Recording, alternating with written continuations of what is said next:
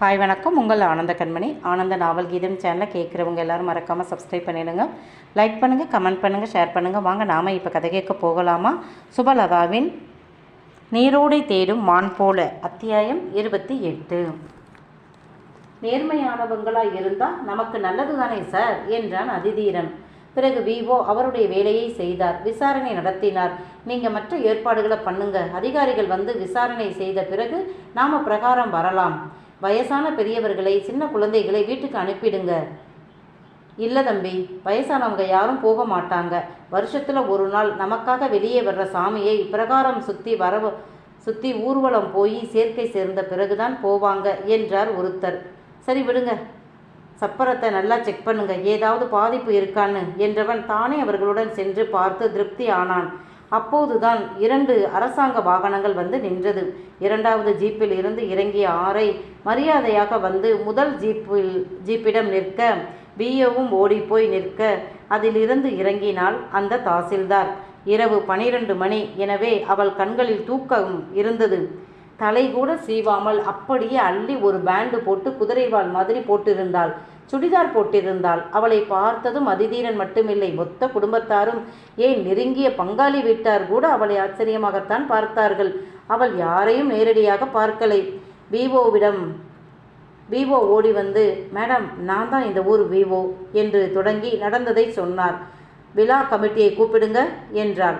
அவளுக்கு தனியாக நாற்காலி போட்டார்கள். அவள் அதில் உட்காரலை.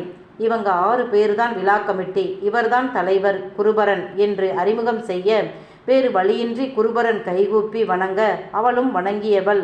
எல்லாரும் உட்காருங்க என்று சொல்லி தானும் அமர்ந்தவள். பெரியவங்க நீங்க எத்தனை வருடம் இப்படி திருவிழா செய்திருப்பீங்க? மாடு புதுசு, மிரளுமா அப்படின்னு வெடி போட்டு சோதனை பண்ணி இருக்கணும். யார் வேட்டு போட்டது என்று கேட்க, போட்டவன் வரவும், ஆடு மாடு மனுஷன் எல்லாருமே அவரவர் கேட்கும் திறனுக்கு அதிகமாக சத்தம் வரும்போது பயப்படத்தான் செய்வோம். அது பாவம், வாயில்லா ஜீவன், அதை குறை சொல்ல முடியாது. ஆனால் இனி எப்பவும் வேட்டு போடுறவங்க கோவிலின் எதிர்ப்புறம் போய்த்தான் போடணும். இந்த மாதிரி வேட்டு போடுறது திருவிழா காலங்களில் எதுக்குன்னு தெரியுமா? அந்த காலத்தில் ராஜாக்கள் முக்கியமான நேரத்தில் மட்டும்தான் வந்து கலந்துக்குவாங்க. இந்த மாதிரி வேட்டு போட்டு சாமி புறப்பாடு ஆகிருச்சு அப்படின்னு அரண்மனையில் உள்ளவங்க தெரிஞ்சுக்கத்தான் இப்படி வேட்டு போட்டாங்க. ராஜாக்கள் காலத்துக்கு பிறகு குறுநில மன்னர்கள், பின்னர் ஜமீன்தார்கள், இப்போ நம்ம ஊர் மக்கள். இது ஜனநாயக நாடு. இங்கே மக்களான நீங்கள் ஒவ்வொருவரும் ராஜா. நாங்கள் உங்களுக்கு வேலை செய்ய நியமிக்கப்பட்ட அரசாங்க அதிகாரிகள். இனி கவனமாக பார்த்து ஒவ்வொன்றும் செய்யுங்க. இது சாமி காரியம். தடை வரும்போது பெரியவங்க ரொம்ப வருத்தப்படுவாங்க என்றவள், வாங்க சப்பரத்தை பார்க்கலாம் என்றாள். அவர்களும் காட்ட நன்றாக பார்த்தாள். ஏதோ ஒரு இடம் அவளுக்கு சரியாக தெரியலை. அவள் முட்டி போட்டு அமர்ந்து பார்க்க, அவள் மார்பு கூட்டுக்குள் கிடந்த சங்கிலி நழுவி வெளியே வந்து ஆடியது.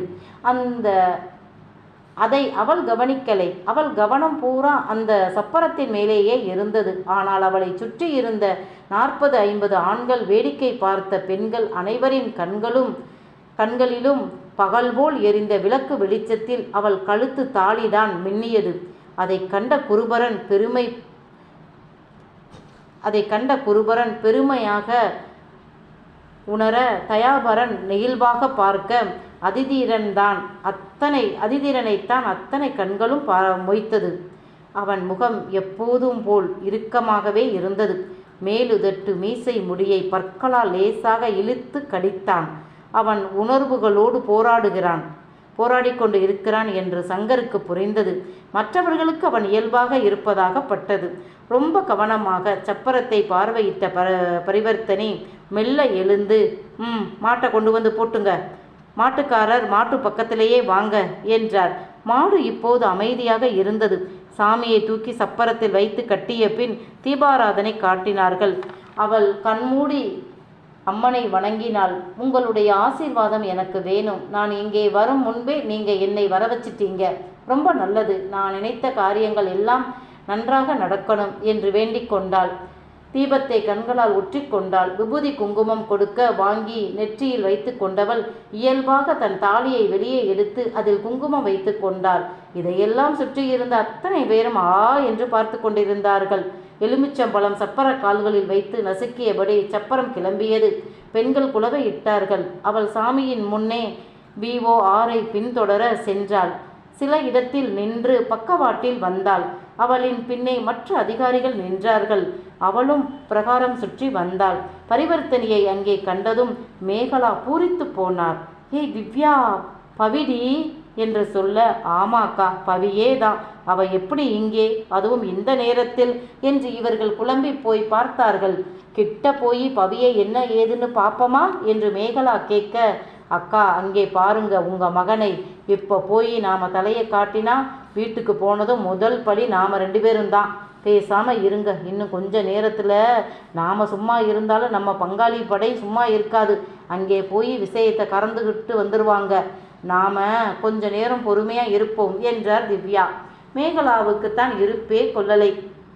கணவர் மகன் இருவரும் இருக்கும் பொது இடத்தில் தான் போய் திடீரென தலையை காட்டக்கூடாது என்றுதான் போகாமல் இருந்தார். ஆனால் அவர் கண்கள் ஒரு நொடி கூட சிமிட்டாமல் மகனையும் மருமகளையும் தான் பார்த்தது. பவி கணவனை கண்டுகொள்ளவே இல்லை. என்ன இவ இப்படி இருக்கிறா? இத்தனை வருடம் கழித்து வந்தவள் புருஷனை திரும்பி கூட பார்க்காம இருக்கா என்ற பதட்டம் அவருக்கு. ஆனால் சற்று நேரத்தில் சாமி கும்பிடும்போது தாலியில் குங்குமம் வைத்த அவளை கண்டு நெகிழ்ந்து போனார். உண்மைதானே, கணவனை விட கணவன் கட்டின தாலிக்கு அதிக முக்கியத்துவம் கொடுக்கும் பெண்கள் உள்ள ஊர் நம்ம ஊர். தமிழ்நாட்டில் எத்தனையோ பெண்கள் சட்டப்படி விவாகரத்து வாங்கினாலும் கணவனின் கடைசி காலம் வரை அவன் கட்டின தாலியை கலட்டாத பெண்கள் இங்கே அதிகம். மறு திருமணம் செய்து கொள்ளும் சிறுவயது பெண்களை தவிர குழந்தையோடு இருக்கும் பெண்கள் 90% தாலியை கலட்டுவதே இல்லை. கணவனோடு வாழலை என்றாலும் அவன் கட்டிய தாலி அவர்களுக்கு ஒரு பாதுகாப்பு வளையத்தை கொடுக்கும். இது ஒரு சமூக கட்டமைப்பினால் வந்தது. இப்படி மருமகளை பார்த்து குருபரனும் மேகலாவும் பூரித்து நின்றார்கள். திவ்யாவோ தேடியலைந்த மூலிகை காலில் சிக்கின மாதிரி கண்களில் பட்டவளை இனி விட்டுவிடக்கூடாது. இப்படியே பிடித்து அமுக்கி அவ புருஷன் கூட சேர்த்தால்தான் என் மகனுக்கு கல்யாணம் பண்ண முடியும் என்று கணவனை கண்களால் அதட்டி கொண்டு இருந்தார். விசாலியை பற்றி சொல்லவே வேண்டாம். அன்னைக்கு என்கிட்ட பயந்து பம்முனவளா இவ. இப்படி ஆம்பளைங்க கிட்ட தாட் போட்டுன்னு பேசுறா. இவ ஏதோ அதிகாரி போல என்று நினைத்தவள் புருஷனை பார்க்க விநாயகம் அந்த கிளநரி அங்கே என்ன நடக்கிறது என்று கவனித்து கொண்டு இருந்தது. பெரியாத்தா கிழவிக்கு முதலில் கண் தெரியலை. ஆனால் சாமி புறப்பாடு ஆகி பிரகாரம் வரும்போது நடக்க முடியாத வயதான பெரியவர்கள் அதே இடத்தில் அமர்ந்திருப்பார்கள். ஏன்னா சாமி சேர்க்கை சேர இங்கே தானே வரும். அதன் பிறகுதான் வீட்டிற்கு போவார்கள். இதுதான் ஐதீகம். அப்படி உட்கார்ந்து இருந்த போதுதான் மற்ற பெரியவர்கள் வந்து, அதிதீரன் பொண்டாட்டி பெரிய அதிகாரியா இருக்காளாம், வந்திருக்கிறா, நம்ம ஊர் பக்கம் வந்து 1 வாரம்தான் ஆகுதாம் என்று சொல்ல, அடாடா, அன்னைக்கு ரத்த கலரியா பார்த்தது அந்த பிள்ளைய நல்லா பக்கத்தில் பார்க்காம விட்டுட்டமே என்று தவித்தார்.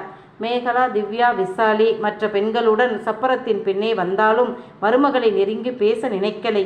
முதலில் சாமி காரியம் முடியட்டும், அப்புறம் பார்ப்போம் என்று நினைத்து கொண்டார்கள். அதிதீரனுக்கு முதலில் ஜீப்பில் இருந்து இறங்கிய பரிவர்த்தனையை பார்த்ததும் உடலில் ஒரு இறுக்கம். அவளை மற்றவர்கள் அறியாமல் இன்ச்சாக பார்த்தான். அவள்தான் தாசில்தார் என்றதும் ஒரு நொடி வியப்பு. அவள் அப்பா மாதிரி அரசாங்க வேலைக்கு போயிருக்கா என்று நினைத்து கொண்டான். ஆனால் அந்த அம்மன் அவள் உன் பொண்டாட்டி தாண்டா என்று அவனுக்கு மட்டுமில்லாமல் அவனை முன்னே விட்டு பின்னே கேலி பேசிய சொந்தக்காரங்களுக்கும் காட்டும்படி அவள் தாலி அவள் கழுத்தில் இருந்து ஆடி மின்னிய போது அவன் உடல் எங்கும் 1000 மின்னல்கள் வெட்டியது. அதன் பிறகு அவளின் ஒவ்வொரு அசைவையும் கம்பீரத்தையும் அணுவாய் ரசித்தான். சாமி சேர்க்கை சேர்ந்தது. அம்மனை தூக்கி கொண்டு போய் கோவிலுக்குள் வைத்து அலங்காரத்தை பிரித்தார்கள். அதெல்லாம் ஐயர்களின் வேலை. மாட்டை பிடித்து கொண்டு போய்விட விழா கமிட்டியாரிடம், நாளைக்கு மண்டகப்படிக்காரர்களிடமும் சொல்லி கவனமாக செய்ய சொல்லுங்க என்று விட்டு வியோவிடமும் நாளைக்கு நீங்கள் இருந்து பார்த்துக்குங்க என்றவள் திரும்பி நடக்கப் போக, அடியே தீரா பொண்டாட்டி என்று ஒரு பெரிய குரலில் பெரியாத்தா கூப்பிட, இத்தனை நேரம் அவளுடைய புருஷனுக்கு கூட வராத தைரியம் பெரியாத்தாளுக்கு. நின்று திரும்பிய பரிவர்த்தனை நடந்து வந்து புன்னகையுடன், என்ன பாட்டி, இந்த நேரத்தில் நீங்களுமா இங்கே இருக்கீங்க என்று ஆச்சரியமாக கேட்க, நான் மட்டுமில்லடி, இந்த வம்சத்தில் வாக்கப்பட்டு வந்தவளுக்கு அத்தனை பேரும் ரயில்வே பள்ளத்துக்கு போகும் வர இந்த மண்டகப்படிக்கு வந்துடுவோம். ஏன் நீயும் தாண்டி, நீ நீ சீமையை கட்டி ஆண்டாலும் அதிதீரம் பொண்டாட்டி தாண்டி என்றார் தன் பெரிய வெங்கல குரலில். ஆமா பாட்டி, யார் இல்லைனா? இப்போ நான் வந்து 1 வாரம்தான் ஆகுது. உன் அப்பன் உன்னை தனியாவா விட்டான்? அக்காவுக்கு கல்யாணம் பாட்டி, அதுக்காக அப்பா வேலையாக இருக்கார். நாளைக்கு வந்துடுவார், நானும் வந்துடுவேன். வீட்டுக்கு வாங்க பாட்டி என்றாள். ரொம்ப நல்லது. உன் புருஷன் வீட்டுக்கு தானே வர்ற? ஆமாம் பாட்டி. அது இல்லை, உன் புருஷன் ஏகப்பட்ட வீடு கட்டி போட்டிருக்கான், அதுதான் கேட்டேன். 1000 வீடு கட்டினாலும் இந்த ஊரும் இந்த மண்ணும் இந்த கோவிலும் தானே நம்ம வம்சத்துக்கு உரியது என்றாலே பார்க்கலாம். குருபரன் தயாபரன் இருவருக்கும் உச்சி குளிர்ந்து போனது. இப்படி ஒரு பேச்சு, ஒற்றுமை பிடிப்பு வரணும் என்பதற்காகத்தானே அவர்கள் தங்கச்சி மகளை கட்ட வேண்டும் என்று, தங்கச்சி மகளை மருமகளாக்க வேண்டும் என்று நினைத்தார்கள். அவர்கள் ஆசையை இவள் நிறைவேற்றும் போது இதைவிட வேறு என்ன வேண்டும் அவர்களுக்கு? பூரித்து போனார்கள். கண்ணே கலங்கிவிட்டது அவர்களுக்கு. பெரியாத்தா அந்த வீட்டார் வயிற்றில் பால் வார்த்து விட்டார். சரி பாட்டி, நாளைக்கு கலெக்டர் மீட்டிங் இருக்குது, கொஞ்ச நேரமாவது நான் போய் தூங்கணும் என்றாள். மகாராசியா போயிட்டு வா என்று அவள் முகத்தை வாஞ்சையாக உருவி முத்தமிட்டார் பெரியாத்தா. பரிவர்த்தனை ஜீப்பில் ஏறும் முன் ஒரு பார்வை கணவனை பார்த்து விட்டுத்தான் ஏறினாள். கண்ணோடு கண்ணோக்கிய அந்த ஒரு நொடி அவனுக்கு 1000 யானை பலத்தை கொடுத்தது. அவன் பெரியாத்தாவின் தோளை ஆதரவாக பற்றி அணைத்து விட்டு கிளம்பினான். வாயால் பேசலை, நன்றி சொல்லலை. ஆனால் அந்த ஒரு தோள் அணைப்பு அவன் மனநிலையை பெரியாத்தாளுக்கு உணர்த்தியது. விநாயகமும் விசாலியும் தான் முகம் சுருங்கி போய் இருந்தார்கள். அதிதீரன் வழக்கப்படி அந்த நேரத்திலும் டவுனுக்குத்தான் சென்றான். தாசில்தார் ஜீப்புக்கு பின்னே தான் அவன் கார் சென்றது. அவன் கார் என்று தெரிந்தும் யாரோ பின்னாடி இந்த நேரத்தில் வர்றாங்க என்று இவள் கேட்க, இவளை பற்றி தெரியாத அந்த ஆரை, அது அதிதீரன் சாரோட கார், அவருக்கு இதுதான் சொந்த ஊர், அவரும் இப்போ கோவிலில் தான் இருந்தார். இந்த ஊருனா இப்போ ஏன் நம்ம கூட அவர் வர்றாரு என்று கேட்க, அவர் இப்போ குடும்பத்தோட டவுனில் தான் இருக்கார் என்றார். ஓஹோ, ஊரை விட்டு எங்கும் போகாத மனிதர் இப்போ ஊருக்குள்ளேயே போகிறதில்லையா என்று நினைத்து கொண்டாள். அன்று இரவு படுக்கும்போது கூட கெஸ்ட் ஹவுஸில் இப்படி பாது ராத்திரியில் எழுந்து இந்த ஊருக்கு வருவோம் என்று அவள் நினைத்து கூட பார்க்கலை. நினைத்து பார்க்காததெல்லாம் நடப்பது தானே வாழ்க்கை. அதுவும் அந்த ஊரின் பேரை சொல்லி இத்தனாவது நாள் திருவிழா, சப்பரம் சாய்ந்து ஆட்களுக்கு காயம் என்றதும் அவளுக்கு திக்கென்று இருந்தது. ஆத்தி, இது மச்சான் வீட்டு மண்டகப்படி நடக்கும் நாளாச்சே, யாருக்கு என்ன ஆச்சோ தெரியலையே என்று முதலில் பயந்து பதறித்தான் போனாள்.